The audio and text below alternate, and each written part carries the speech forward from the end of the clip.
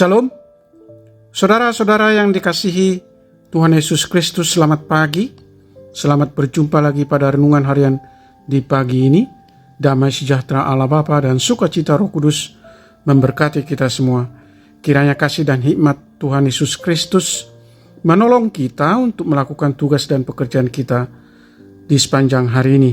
Nas renungan buat kita hari ini, Senin, tanggal 16 September 2024. Diambil dari kitab Perjanjian Lama, kitab Mazmur pasal 22 ayat 32, dikatakan demikian: mereka akan memberitakan keadilannya kepada bangsa yang akan lahir nanti, sebab ia telah melakukannya. Demikian firman Tuhan. Tema renungan, memberitakan keadilan Tuhan. Saudara yang dikasihi Tuhan Yesus Kristus, Daud mengalami pertolongan Tuhan yang ajaib. Daud melihat bahwa Tuhan tak memandang hina kesengsaraan hidupnya. Tuhan tidak menyembunyikan wajahnya kepada orang yang tertindas. Daud yakin betul Tuhan mendengar ketika ia berteriak minta tolong. Maka saat pertolongan Tuhan nyata, mulutnya tak henti memuji Tuhan.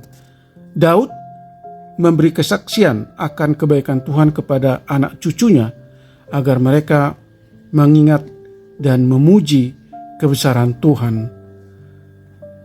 Walaupun Daud banyak mengalami penderitaan, tetapi penderitaan itu tidak membuatnya menjauh dari hadirat Tuhan.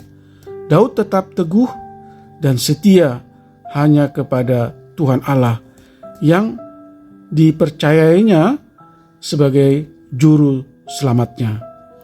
Pada saat Daud menyampaikan keluh kesahnya ke hadirat Tuhan, pada saat itu juga Daud memuji dan memuliakan nama Tuhan. Daud juga sanggup bersaksi tentang siapakah Tuhan itu kepada banyak orang di lingkungannya, dengan maksud agar orang banyak percaya, memuji, dan memuliakan namanya. Bukan hanya itu saja, Daud juga rindu untuk berkarya agar semua orang dari segala bangsa, suku, ras, orang kaya, orang miskin, orang yang berdosa, dan sebagainya yang ada di atas bumi ini diarahkan untuk datang memuji dan memuliakan nama Tuhan. Saudara yang terkasih di dalam Yesus Kristus, kapan terakhir kali kita memuji kebesaran Tuhan? Apakah kita memuji Tuhan hanya saat memperoleh sukacita dan mendapatkan pertolongan dari Tuhan saja? Ketika masalah menghimpit, apakah kita tetap bisa memuji Tuhan?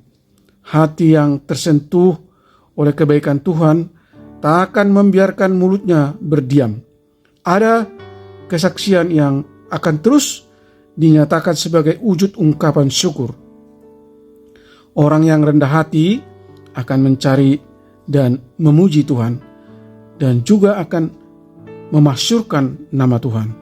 Sebab baginya hidup adalah rangkaian pertolongan Tuhan dari waktu ke waktu dan menjadi kesaksian akan kasih dan anugerah Tuhan. Amin. Mari kita berdoa. Bapa Surgawi, Allah yang kami sembah di dalam Yesus Kristus, mampukan kami Tuhan untuk hidup dalam keadilan dan kebenaran Allah serta menyaksikan kebaikan Tuhan kepada orang lain lewat hidup kami, sehingga semakin banyak orang yang mau datang kepada Tuhan dan memuji serta memuliakan nama Tuhan.